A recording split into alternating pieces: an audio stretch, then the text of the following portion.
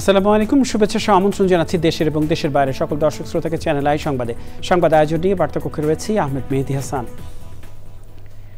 সংবাদের শুরুতেই চলুন জেনে নেওয়া যাক ফ্রেশ আটা ময়দা সুজি সংবাদ শিরোনাম। 15 অক্টোবর জুলাই জাতীয় সনদ সই, বাস্তবায়ন প্রক্রিয়া ও পদ্ধতিগত বিষয়ে রাজনৈতিক দলগুলোর মতৈক্য ছাড়াই বৈঠক শেষ। যেসব জায়গায় ঐকমত্য হবে তা নিয়ে এগিয়ে যাওয়ার পক্ষে বিএনপি, ভিন্ন মতের বিষয়গুলো জনগণের কাছে নেয়ার পরামর্শ।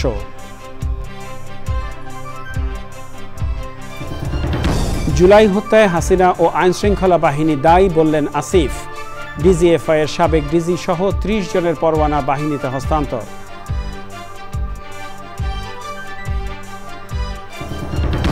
অন্তর্বর্তী সরকার ক্ষমতাচ্যুত সরকারের সমর্থকদের অযৌক্তিকভাবে গ্রেফতার করছে বলে প্রতিবেদন, নির্বিচারে আটকদের মুক্তিতে হিউম্যান রাইটস ওয়াচের আহ্বান। এবং প্রকৃতি, জলবায়ু, জীববৈচিত্র্য রক্ষায় আবুধাবিতে IUCN এর ওয়ার্ল্ড কনজারভেশন কংগ্রেস, বৈশ্বিক নীতিতে বাস্তব পরিবর্তনের প্রত্যাশা।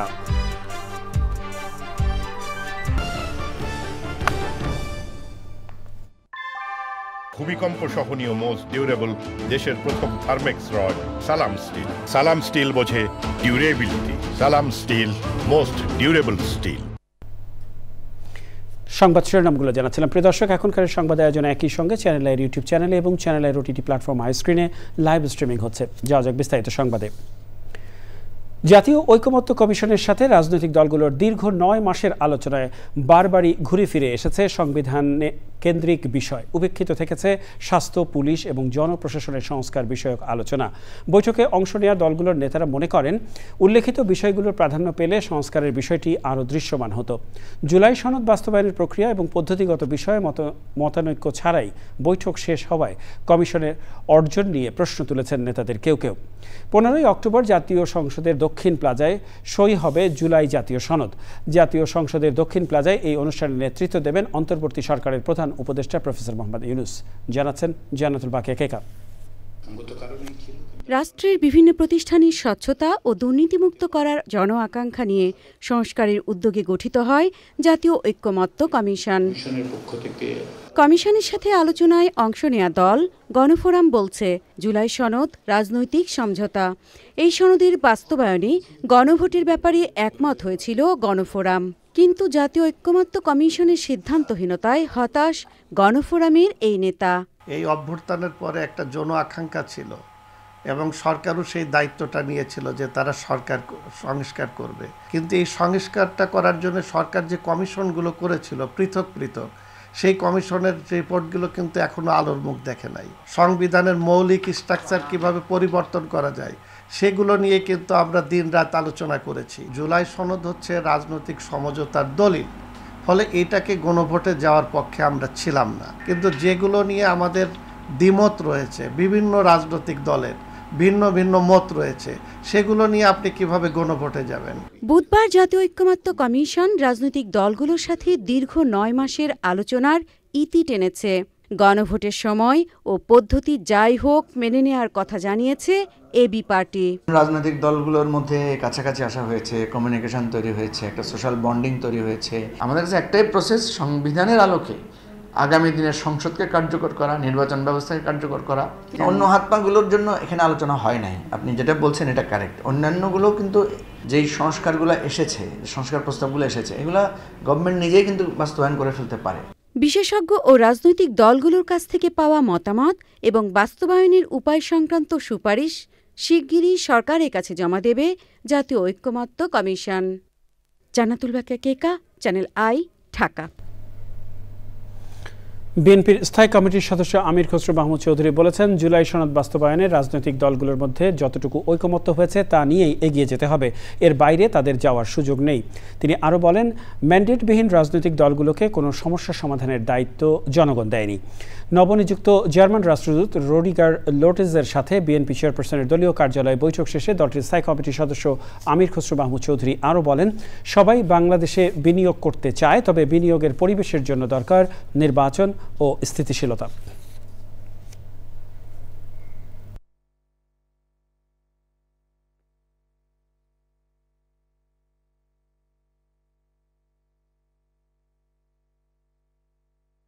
জায়গাগুলোতে ঐক্যমত হবে সেটা নিয়ে আমরা এগিয়ে যাব। যেখানে ঐক্যমত হবে না, আপনি আগামী নির্বাচনে প্রত্যেকটা দলের অধিকার আছে সেটা জনগণের কাছে নিয়ে যাওয়া, এর বাইরে কোনো আলোচনা নেই। আগামী বাংলাদেশ কিরকম হবে সব দায়িত্ব যে রাজনীতিবিদরা বসে সমাধান করে দেবে, এই দায়িত্ব কোন দলকে বাংলাদেশের মানুষ দেয়নি। যেখানে ঐক্যমত হবে অতটুকু ঠিক আছে, না হলে আপনি জনগণের কাছে যান না, আগামী নির্বাচনে আপনার ম্যান্ডেট নিয়ে আসেন, আপনি যাই চান তা নিয়ে আসেন, কোনো অসুবিধা তো নেই। চাংখারপুলে 6 জনকে হত্যার ঘটনায় করা মামলায় উপদেষ্টা আসিফ মাহমুদ সজীব ভুঁইয়া বলেছেন, আন্দোলন প্রত্যাহার না করলে তাকে সহ অন্য সমন্বয়কদের মেরে ফেলার নির্দেশ দিয়েছিলেন শেখ হাসিনা। সারা দেশে হত্যার জন্য শেখ হাসিনা, আসাদুজ্জামান খান কামাল, আইনশৃঙ্খলা বাহিনীর সদস্য ও আওয়ামী লীগের নেতাদের দায়ী করেন তিনি। এদিকে গুমের 2 মামলায় শেখ হাসিনা ও ডিজিএফআই সাবেক 5 মহাপরিচালক সহ 30 জনের বিরুদ্ধে গ্রেফতারি পরোয়ানা আইজিপি ও দায়িত্বপ্রাপ্ত বাহিনী প্রধানদের কাছে পাঠিয়েছে ট্রাইব্যুনাল। মাজহারুল হক মান্নার রিপোর্ট। দুপুরে আন্তর্জাতিক অপরাধ ট্রাইব্যুনালে আসেন উপদেষ্টা আসিফ মাহমুদ সজীব ভুঁইয়া। তিনি জুলাই আগস্টে আন্দোলনে কিভাবে সম্পৃক্ত ছিলেন তা বর্ণনা করেন। সে সময়ের সমন্বয়ক বলেন, ওই আন্দোলন থেকে সরে দাঁড়াতে গুমসহ নির্যাতন করা হয়। ওই সময়ে সর্বোচ্চ পর্যায় থেকে তাদের হুমকি দেওয়া হয় বলে জানান তিনি। আপনাদেরকে হত্যা করার নির্দেশনা দেওয়া হয়েছে, আপনাদেরকে যাতে আর দেখা না যায় লিডারশিপে, সেটার নির্দেশনা আমাদেরকে দেওয়া হয়েছে, কিন্তু আমরা দয়া দেখাচ্ছি, আপনাদেরকে করছি না, আপনারা আমাদের সাথে সহযোগিতা করেন, আন্দোলনটা প্রত্যাহার করেন। নির্দেশনা ছিল সরাসরি প্রধানমন্ত্রী, তৎকালীন প্রধানমন্ত্রী শেখ হাসিনার পক্ষ থেকে। মার্চ টু ঢাকা কর্মসূচি 6 আগস্টের পরিবর্তে 5 আগস্ট আনার ঘোষণা দেওয়ার কথা জানান উপদেষ্টা। চানখারপুলে হত্যাকাণ্ডের সময় উপস্থিত ছিলেন এমন কথা জানিয়ে কয়েকজনকে দায়ী করেন তিনি। 6 জনের যে হত্যাকাণ্ড চানখারপুল এলাকায়, এর জন্য আমি তৎকালীন প্রধানমন্ত্রী শেখ হাসিনা এবং তৎকালীন আইনশৃঙ্খলার দায়িত্বে থাকা স্বরাষ্ট্রমন্ত্রী আসাদুজ্জামান খান কামাল, ডিএমপি কমিশনার হাবিবুর রহমান সহ সারা দেশে যেই হত্যাযজ্ঞ হয়েছে সেটার জন্য সকল কমান্ডিং অথরিটি, আওয়ামী লীগের বিভিন্ন পর্যায়ের নেতৃবৃন্দ এবং পুলিশের যারা সরাসরি গুলি চালিয়েছিল তাদেরকে দায়ী করছে। আগামী বৃহস্পতিবার অসমাপ্ত সাক্ষ্য দেবেন আসিফ মাহমুদ সজীব ভুঁইয়া। এদিকে গুমের ঘটনায় জারি করা গ্রেপ্তারি পরোয়ানা নিয়ে কথা বলে প্রসিকিউশন। যে সকল আর্ম ফোর্সের অফিসাররা বা রিটায়ার্ডরা আছেন, সংশ্লিষ্ট অফিসারের কাছে এই সকল গ্রেপ্তারি পরোয়ানা ট্রাইব্যুনালের পক্ষ থেকে পৌঁছে দেওয়া হয়েছে। উপদেষ্টা বলেছেন, গুমের ঘটনায় দায়ীদের আইনের মুখোমুখি করা হবে এমন আশা করেন তিনি। মাজহারুল হক মান্না, চ্যানেল আই, ঢাকা। বাংলাদেশের অন্তর্বর্তী সরকার সম্প্রতি সংশোধিত সন্ত্রাস বিরোধী আইনে ক্ষমতাচ্যুত আওয়ামী লীগ সরকারের সমর্থকদের অযৌক্তিকভাবে গ্রেফতার করছে বলে প্রতিবেদনে জানিয়েছে যুক্তরাষ্ট্রভিত্তিক মানবাধিকার সংস্থা হিউম্যান রাইটস ওয়াচ। প্রতিবেদনে নির্বিচারে আটকদের মুক্তির জন্য জাতিসংঘের বাংলাদেশ অফিসকে অবিলম্বে প্রয়োজনীয় ব্যবস্থা গ্রহণের আহ্বান জানানো হয়েছে। একই সাথে মানবাধিকার নিশ্চিত করা এবং রাজনৈতিক সহিংসতায় জড়িতদের বিচার করতে সরকারের প্রতি আহ্বান জানিয়েছে হিউম্যান রাইটস ওয়াচ। সুব্রত গাইনের রিপোর্ট।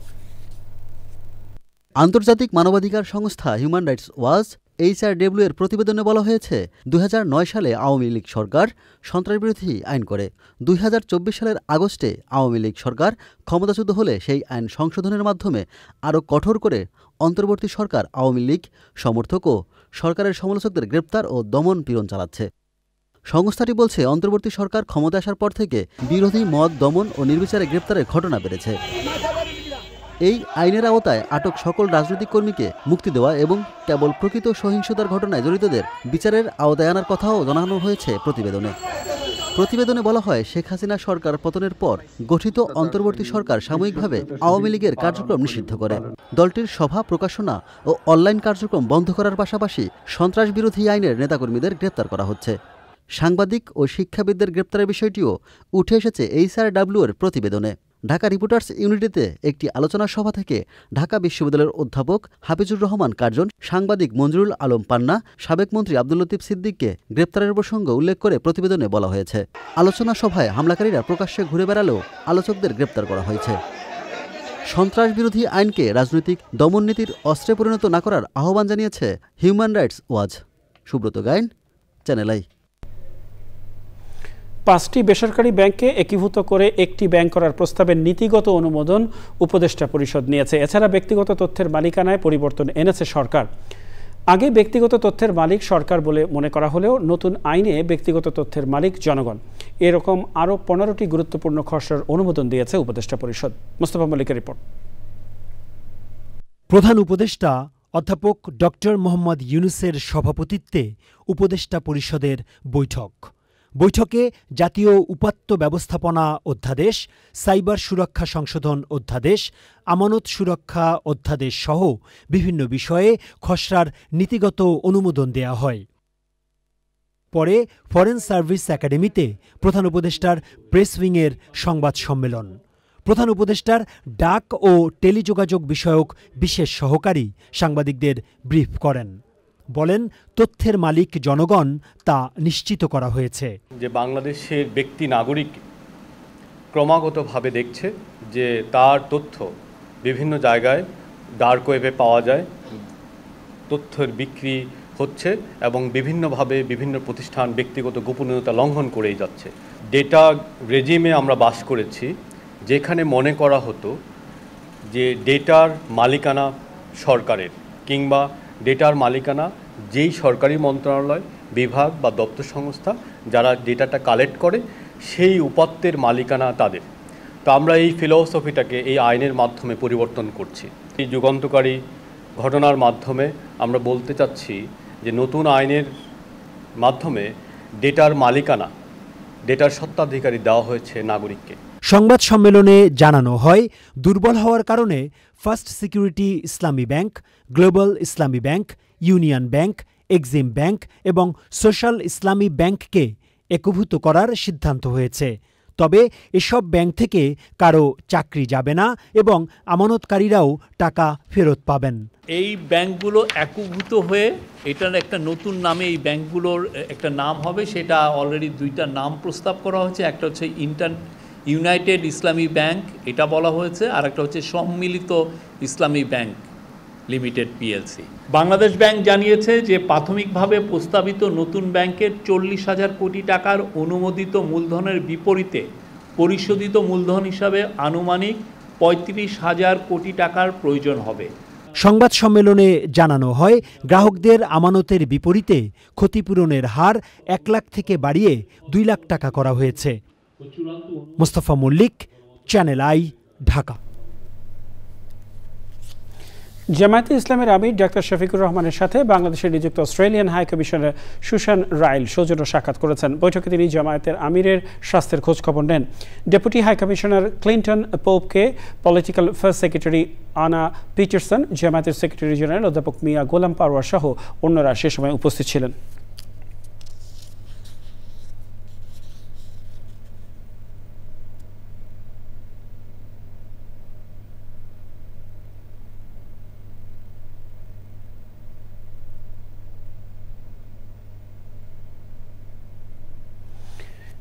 জাতীয় ঐকমত্য কমিশনের চূড়ান্ত সিদ্ধান্ত থেকে সংসদে উচ্চ কক্ষের ধারণাটি বাদ দিতে বলেছে সিপিডি, বরং বিদ্যমান সংসদীয় প্রথাকে সংস্কারের মাধ্যমে শক্তিশালী করা এবং একটি কমিশন গঠনের পরামর্শ দিয়েছে তারা। ওই আলোচনায় বিএনপি, সিপিবি, এনসিপি এবং গণসংহতি আন্দোলনের নেতারা উচ্চ কক্ষের বিষয়ে ভিন্ন ভিন্ন অবস্থান তুলে ধরেন। ইউরোপীয় ইউনিয়নের রাষ্ট্রদূত মাইকেল মিলার অবশ্য পুরো বিষয়টি জনগণের উপর ছেড়ে দিয়ে বলেছেন, বাংলাদেশের পাশে থাকবে ইইউ। রিজভী নওয়াজের রিপোর্ট। উচ্চকক্ষ হলেই কি সংসদ সদস্যরা দায়বদ্ধ হবেন? এমন শিরোনামে সংলাপের আয়োজন গবেষণা সংস্থা সেন্টার ফর পলিসি ডায়ালগ সিপিডির। মূল প্রবন্ধে এর বিরোধিতা করেন দুই গবেষক। আমাদের একটা আশঙ্কা, যদি আপার হাউস হয় তাহলে এমন হতে পারে যে লোয়ার হাউসের এই কমিটিগুলো আরো দুর্বল হয়ে যাবে। জাতীয় ঐকমত্য কমিশনে উচ্চকক্ষ নিয়ে একমত হলেও সিপিডির আলোচনায় ভিন্ন ভিন্ন মত জানান রাজনীতিকরা। তো শেখ হাসিনা কিভাবে স্বৈরাচারী পরিণত হইল, কিভাবে দানবে পরিণত হইলেন? কারণ এই স্বৈরাচারী ব্যবস্থাই তাকে দানবে পরিণত করেছে। আমরা দেখেছি ওভারওয়েলমিং মেজরিটির অভিশাপ 2001 সালে আর 2008 সালে। এই যে দানবে যাতে পরিণত না হয়, এটাই এর ওই প্রতিষেধক হিসাবে কিংবা এটা ঠেকানোর জন্যই কিন্তু উচ্চকক্ষ। বাংলাদেশে যে সাংবিধানিক সংকটগুলো অতীতে তৈরি হয়েছে, সেটা যেন আর ভবিষ্যতে তৈরি না হয়, তার জন্য উচ্চকক্ষ পিআর সিস্টেম একটা রক্ষা কবচ হিসেবে কাজ করবে। তদবির করে গেলেই বা এর খাতিরের লোক হলে ওর খাতিরের লোক হলে সে আপার চেম্বারে চলে যাবে, সেটা হলে কিন্তু সেম ঘটনা হবে। আমরা কমিউনিস্ট পার্টির পক্ষ থেকে প্রথমে বলেছি আমরা এটা বাংলাদেশে এখন প্রয়োজন মনে করি না, সুতরাং এর গঠন প্রক্রিয়া অন্যটার মধ্যে আমরা আলোচনায় নাই। সুষ্ঠু এবং অবাধ নির্বাচনে যে কোনো পদক্ষেপের সঙ্গে থাকার কথা জানিয়েছে EU. I welcome the consensus established in the National Consensus Commission across a range of issues, including the establishment of an upper house. But this is your business. It is not our business. It's not my business. The European Union stands ready to continue partnering with Bangladesh, with civil society, with government, and with parliament and the political parties to help you taking forward your important work. Intercontinental হোটেলে সিপিডির জাতীয় সংলাপে প্রধান অতিথি হিসেবে থাকার কথা ছিল আইন উপদেষ্টা ডক্টর আসিফ নজরুলের, তবে যোগ দেননি তিনি। রিজভিন আওয়াজ, চ্যানেল আই, ঢাকা। শাপলা প্রতীক ছাড়া এনসিপি নিবন্ধন নেবে না বলে জানিয়েছে দলটির মুখ্য সমন্বয়ক নাসির উদ্দিন পাটোয়ারি। বিকেলে নির্বাচন ভবনে সিইসির সাথে বৈঠক করে দলটির প্রতিনিধি দল। পরে এনসিপি নেতারা বলেন, আইনি বাধা না থাকার পরও শাপলা প্রতীক না দেওয়ার পেছনে অশুভ শক্তি থাকতে পারে। বাংলাদেশ জাতীয় লীগকে নিবন্ধন দেওয়ায় ইসির সিদ্ধান্ত যথাযথ হয়নি বলেও মনে করে দলটি। নির্বাচনের দিন যাদের বয়স 18 হবে তারাও যেন ভোট দিতে পারে সে বিষয়ে পদক্ষেপ নেওয়ার দাবি জানিয়েছে এনসিপি।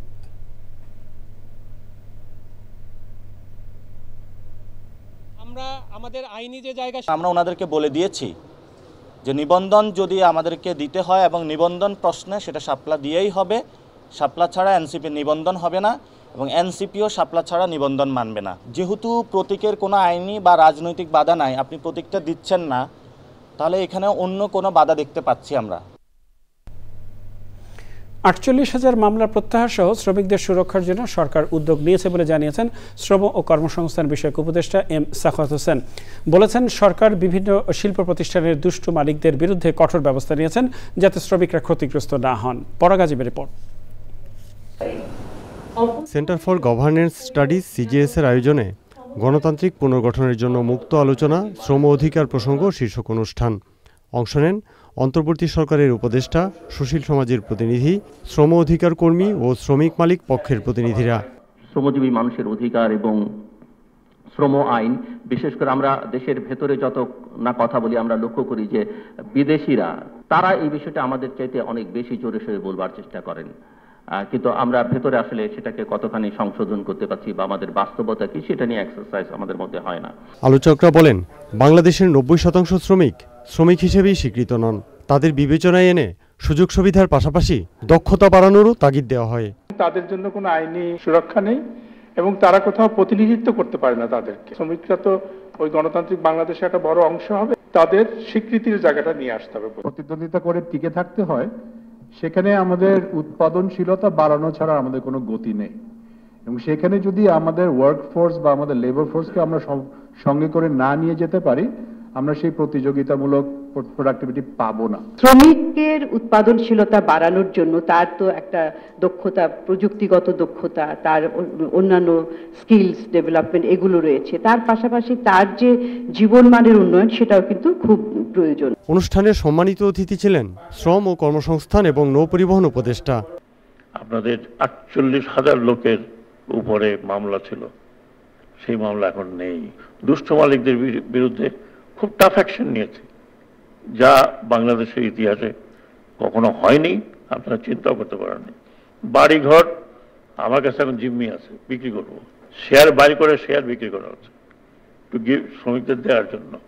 পাসপোর্ট জব্দ করা হচ্ছে, বাইরে যেতে দিচ্ছি না। কিন্তু শ্রমিকের পাওনা না দিয়ে যদি কোনো মালিক তার নিজস্ব আরামায়েশে থাকে, সেটা I will not accept.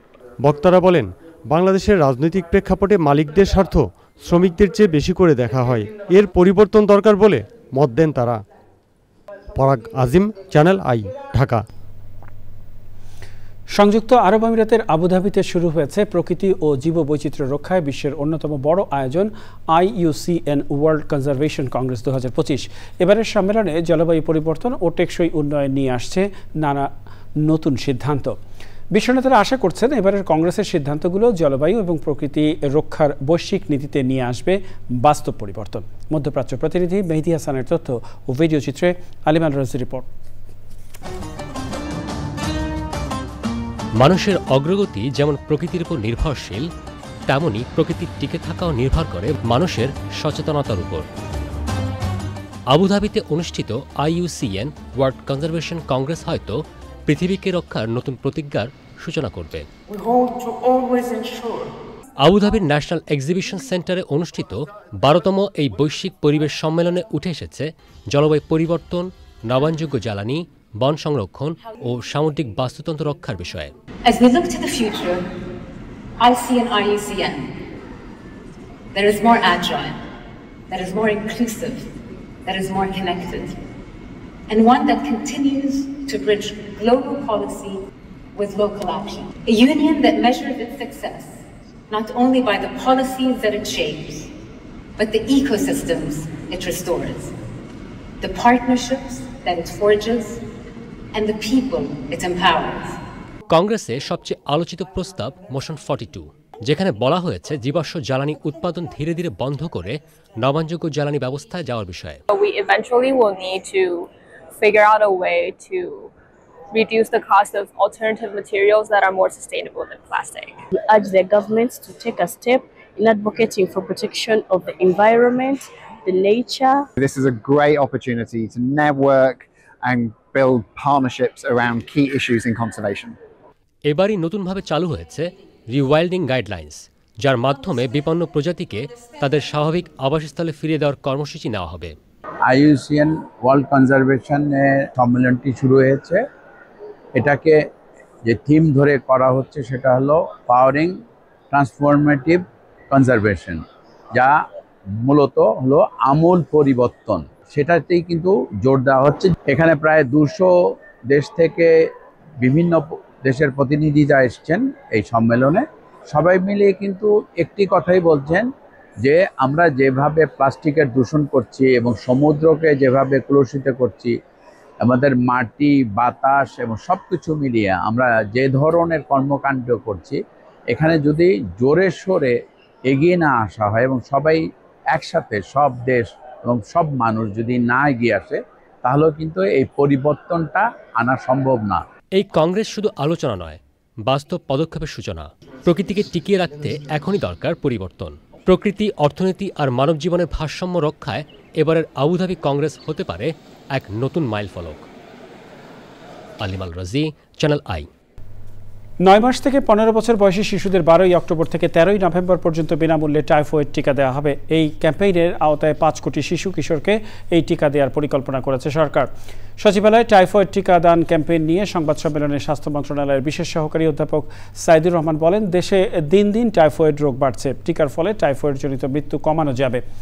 Bharat থেকে কেনা এই টিকা সুরক্ষিত, বিশ্ব স্বাস্থ্য সংস্থা স্বীকৃত। এতে শুধু হালকা জ্বর ছাড়া পার্শ্ব প্রতিক্রিয়া হবে না বলে জানান তিনি। এক প্রশ্নের জবাবে স্বাস্থ্য সচিব সাইদুর রহমান বলেন, ডেঙ্গুতে এবছর এখন পর্যন্ত 220 জন মারা গেছেন।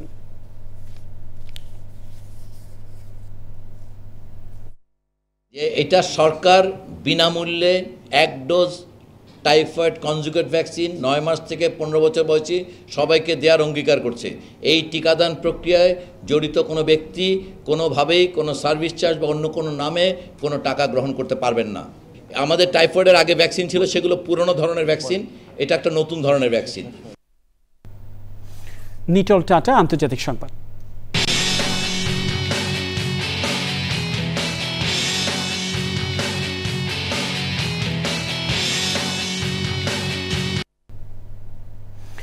গাজায় যুদ্ধবিরতি ও বন্দি বিনিময় সংক্রান্ত পরিকল্পনার প্রথম ধাপে ইসরায়েল ও হামাসের মধ্যে চুক্তি হয়েছে বলে জানিয়েছেন মার্কিন প্রেসিডেন্ট ডোনাল্ড ট্রাম্প।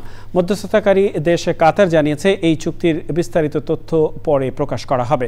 ট্রাম্প চলতি সপ্তাহের শেষে মধ্যপ্রাচ্যে যেতে পারেন বলে জানানোর কয়েক ঘন্টা পরই এই ঘোষণা আসে। দুই পক্ষের প্রথম ধাপের চুক্তির পরও অভিযান অব্যাহত রেখেছে ইসরায়েল। এতে আরও 10 ফিলিস্তিনি নিহত, প্রায় অর্ধশত আহত হয়েছেন।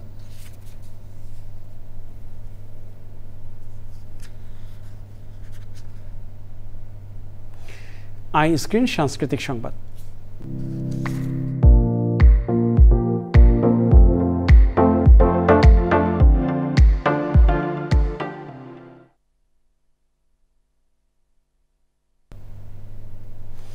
আন্তর্জাতিক কন্যা শিশু দিবস উপলক্ষে চ্যানেল আইতে আসছে বিশ্বের প্রথম নন প্রফিট অ্যানিমেশন ও live action series She Creates Change. 6 দেশের 6 অদম্য মেয়ে শিশুর গল্প অবলম্বনে সিরিজটি আন্তর্জাতিক একাধিক সম্মাননা ও পুরস্কার জিতেছে। উদ্যমী কিশোরীরা তাদের দক্ষতা কাজে লাগিয়ে কিভাবে বাল্যবিয়ে, বৈষম্য, হয়রানি সহ নানা বাধা অতিক্রম করেছে তা এই চলচ্চিত্রের কেন্দ্রবিন্দু। আত্মবিশ্বাস, ঐক্য, সিদ্ধান্ত গ্রহণ, নেতৃত্বের মতো গুরুত্বপূর্ণ বিষয়গুলো দেখা যাবে এতে। শিক্ষা সহায়ক আন্তর্জাতিক সংস্থা রুম টু রিডের পরিবেশনায় অ্যানিমেটেড ও লাইভ অ্যাকশন বাংলা প্রিমিয়ার হবে 11 অক্টোবর বিকাল 5:15 চ্যানেল আইতে। পরবর্তী 6 খণ্ড দেখা যাবে রুম টু রিড বাংলাদেশের ফেসবুক পেজে। শুরু হয়েছে শিল্পী আবু সালে টিটুর 4র্থ একক চিত্র প্রদর্শনী। সন্ধ্যায় রাজধানীর প্যান প্যাসিফিক সোনারগাঁও হোটেলে প্রদর্শনীর উদ্বোধন করেন বাংলাদেশের নিযুক্ত নরওয়ের রাষ্ট্রদূত হকন আর্ল্ড গুলবেন্টসেন। প্রদর্শনীতে শিল্পীর অ্যাক্রিলিকে করা 32টি চিত্রকল্প প্রদর্শিত হয়েছে। 11 অক্টোবর পর্যন্ত প্রতিদিন বেলা 11টা থেকে রাত 8টা পর্যন্ত দর্শকদের জন্য উন্মুক্ত থাকবে প্রদর্শনী।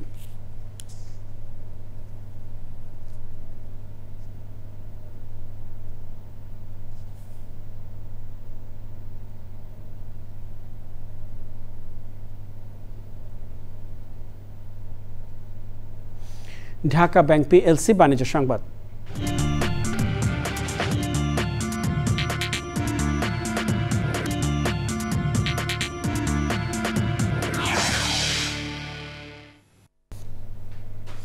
পোশাক খাতের প্রবৃদ্ধি ত্বরান্বিত করা এবং বৈশ্বিক টেক্সটাইল ও অ্যাপারেল শিল্পের উদ্ভাবন তুলে ধরতে শুরু হয়েছে Dhaka international textile and apparel expo 2025। রাজধানীর আগারগাঁয়ে বাংলাদেশ চায়না ফ্রেন্ডশিপ কনফারেন্স সেন্টারে এই এক্সপোর আয়োজন করেছে ইকো এক্সপো। অনুষ্ঠানে উদ্বোধন করেন বিকেএমইএ এর সভাপতি মোহাম্মদ হাতেম। বিশেষ অতিথি ছিলেন বিএ ও এবিএফসিআই এর পরিচালক নিপা জান্নাত, বিজিবিএ এর senior vice president Abdul Hamid এবং বিজিই এর প্রেসিডেন্ট মাসুদার রহমান সহ অন্যরা।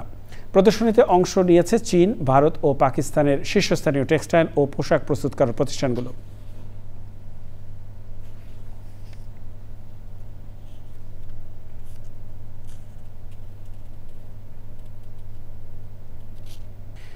জমজমাট হয়ে উঠেছে রাকসু নির্বাচনের প্রার্থীদের প্রচার। প্রার্থীরা বিভিন্ন একাডেমিক ভবন, আবাসিক হল, টুকিটাকি চত্বর, পরিবহন মার্কেট, চায়ের দোকান এবং ক্যাম্পাসের সড়কগুলোতে প্রচারপত্র বিতরণ করছেন। ভোটারদের হাতে পৌঁছে দিচ্ছেন পরিচয়, ব্যালট নম্বর এবং নির্বাচনী অঙ্গীকার সম্পর্কিত প্রচারপত্র। ভোট চাওয়ার পাশাপাশি দোয়া ও সমর্থন চাইছেন তারা। সন্ধ্যায় ক্যাম্পাসের আশেপাশের এলাকায় অনাবাসিক ভোটারদের কাছেও প্রচার চালান প্রার্থীরা। নির্বাচন কমিশন জানায়, আচরণবিধি লঙ্ঘনের প্রমাণ পাওয়া গেলে কঠোর ব্যবস্থা নেওয়া হবে। রাকসুর নির্বাচনী প্রচার চলবে 14 অক্টোবর রাত 12টা পর্যন্ত। 16 অক্টোবর রাকসু নির্বাচনে ভোট গ্রহণ করা হবে। কিন্তু নির্বাচনটা যখন পিছিয়ে যায়, সবার মনে একটা শঙ্কা জাগে যে আদতেও কি 16 তারিখে আমরা নির্বাচনটা পাবো কি পাবো না, বা এই যে একটা মানে ব্রেকডাউন হয়েছে। নির্বাচন এখন পর্যন্ত উৎসব মুখরই আছে, তবে কিছু কিছু প্রার্থীর ক্ষেত্রে আচরণ বিধি লঙ্ঘনের অভিযোগ করছে। আমরা নির্বাচন কমিশনার যারা আছেন তাদের কাছে লিখিত অভিযোগ দেওয়া হয়েছে, তারা এর যথাযথ কার্যকরী ভূমিকা রাখবেন আমরা আশা ব্যক্ত করি। লেভেল প্লেইং ফিল্ডটা খুবই আসলে শিক্ষার্থীদের জন্য, তো আমাদের ভোটারদের জন্য, প্রার্থীদের জন্য আসলে তৈরি করতে পারছি কিনা আসলে সে বিষয়ে আমরা কিছুটা শঙ্কিত। সংসদ নির্বাচন সামনে রেখে প্রথম পর্বে 140 আসনের প্রার্থিতা ঘোষণা করেছে গণতন্ত্র মঞ্চ। শরিক 6 দলের প্রার্থীদের অনেকেই ছিলেন সংবাদ সম্মেলনে। ভোটের পক্ষ থেকে বলা হয়েছে, শুধু শাসক পরিবর্তন হলেই চলবে না, শাসন কাঠামোতে পরিবর্তন আনতে হবে।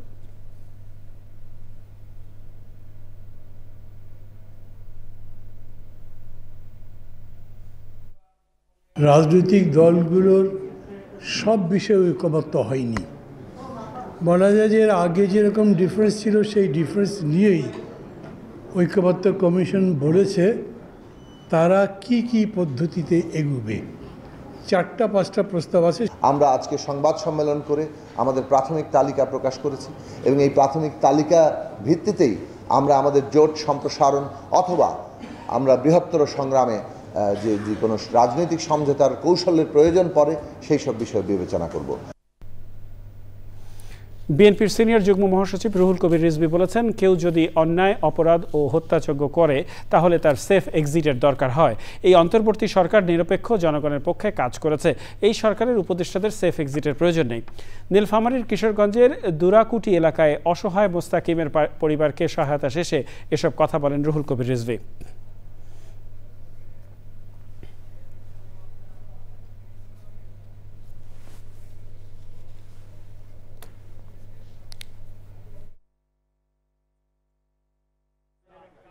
যদি কোনো ব্যক্তি অন্যায় করে থাকে, সে যদি দুর্নীতি নয় মহা দুর্নীতি করে থাকে, টাকা পাচার করে থাকে, অপরাধ করে থাকে, হত্যাকাণ্ডের সাথে যুক্ত থাকে, তার সেফ এক্সিট দরকার। আপনি তো সরকারের উপদেষ্টা ছিলেন, আপনি বলেন কারা কারা এই ধরনের অন্যায় অপরাধ করেছে। আমরা তো এই সরকারের প্রতি আস্থা রাখতে চাই যে এই সরকার অন্তর্বর্তীকালীন সরকার, এই সরকার নিরপেক্ষ সরকার, এই সরকার একটি অবাধ সুষ্ঠু নির্বাচন নিশ্চিত করবে এবং তার আগে প্রয়োজনীয় যত সংস্কার, সেই সংস্কারের জন্য তিনি কাজ করে দেবেন, সেটা নেতৃত্ব দেবেন।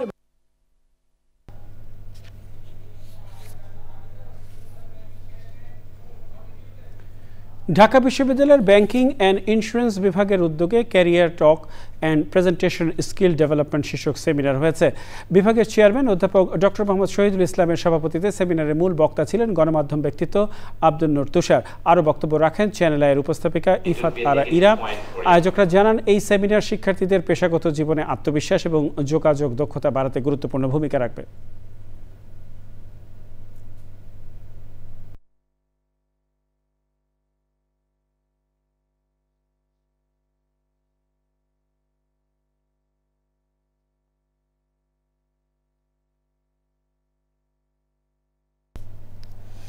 শিক্ষা পরামর্শক প্রতিষ্ঠান BHE-UNI বাংলাদেশ উদযাপন করেছে তাদের 13তম প্রতিষ্ঠা বার্ষিকী এবং একই সঙ্গে রাজধানীর বনানীতে তাদের আধুনিক শাখার উদ্বোধন করা হয়েছে। সন্ধ্যায় হোটেল শেরাটনে এই অনুষ্ঠানের আয়োজন করা হয়।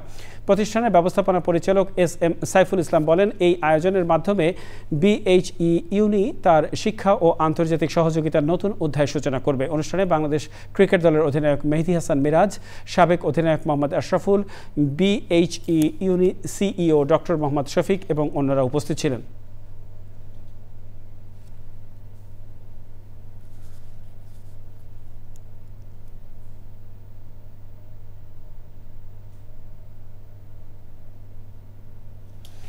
কক্সবাজারের পরিবেশ ও প্রতিবেশ বিপর্যয় রোধে করণীয় শীর্ষক মতবিনিময় সভা হয়েছে। বাংলাদেশ পরিবেশ আইনবিদ সমিতির সভায় প্রধান অতিথি ছিলেন কক্সবাজার উন্নয়ন কর্তৃপক্ষের চেয়ারম্যান সালাউদ্দিন আহমেদ। বক্তৃতা করেন কক্সবাজারের অতিরিক্ত পুলিশ সুপার আহমেদ পিয়ার, কক্সবাজার চেম্বার অব কমার্সের সভাপতি আবু মোর্শেদ চৌধুরী খোকা সহ অতিথিরা। কক্সবাজারের প্রতিবেশ রক্ষায় সবাইকে একসাথে কাজ করার আহ্বান জানান বক্তারা।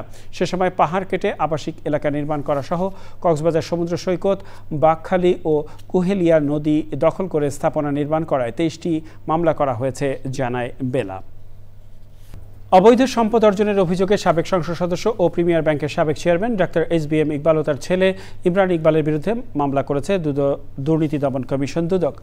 একই সঙ্গে তার স্ত্রী এবং আরেক সন্তানের সম্পদ বিবরণী দাখিলের নির্দেশ দিয়েছে কমিশন। সংস্থার প্রধান কার্যালয়ে নিয়মিত ব্রিফিংয়ে বিষয়টি জানান দুদকের মহাপরিচালক আক্তার হোসেন। এদিকে ইসলামী ব্যাংকের সাবেক চেয়ারম্যান ওবায়দুল্লাহ মাসুদের বিরুদ্ধে ঋণ জালিয়াতির মাধ্যমে অনৈতিক বিনিয়োগ ও অর্থ আত্মসাতের বিষয়ে অনুসন্ধান শুরু করেছে দুদক। এছাড়া বিভিন্ন দুর্নীতির অভিযোগে অনুসন্ধান করতে সিলেটের কারিগরি শিক্ষা বোর্ডের আঞ্চলিক পরিচালক রথীন্দ্রনাথ দত্ত ও তার স্ত্রীর বিদেশে যাত্রায় নিষেধাজ্ঞা দিতে আদালতে আবেদন করেছে দুর্নীতি দমন কমিশন।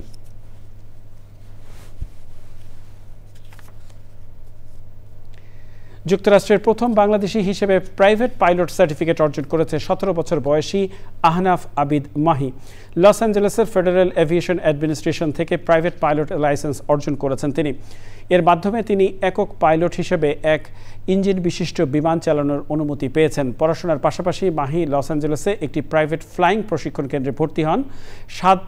গত বছর তার 16তম জন্মদিনে প্রথম বাংলাদেশি হিসেবে একাই প্লেন চালিয়ে সবাইকে তাক লাগিয়ে দেন। তার ফ্লাইট প্রশিক্ষক হিসেবে ছিলেন প্রবাসী বাংলাদেশি ইলিয়াস খান। তিনি বলেন, মাহির ঐকান্তিক ইচ্ছাই তাকে এই সাফল্য এনে দিয়েছে।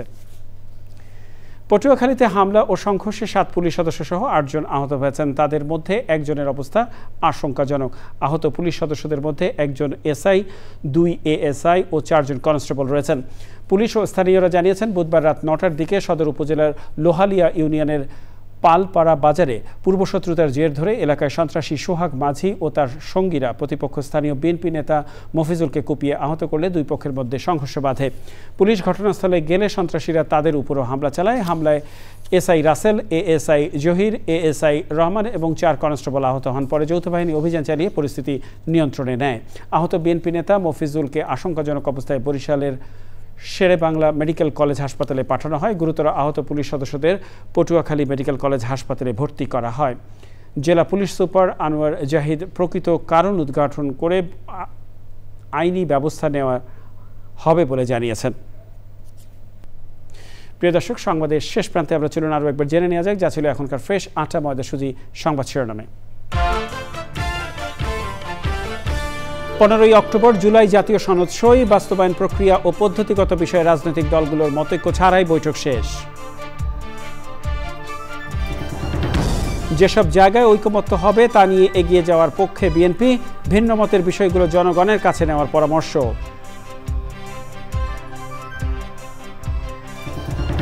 জুলাই হত্যায় হাসিনা ও আইনশৃঙ্খলা বাহিনী দায়ী বললেন আসিফ। ডিজিএফআই এর সাবেক ডিজি সহ 30 জনের পরোয়ানা বাহিনীতে হস্তান্তর।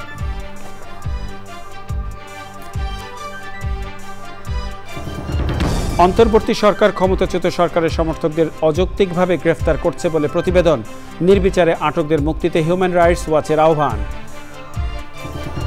এবং প্রকৃতি, জলবায়ু, জীববৈচিত্র্য রক্ষায় আবুধাবিতে IUCN এর ওয়ার্ল্ড কনজারভেশন কংগ্রেস, বৈশ্বিক নীতিতে বাস্তব পরিবর্তনের প্রত্যাশা।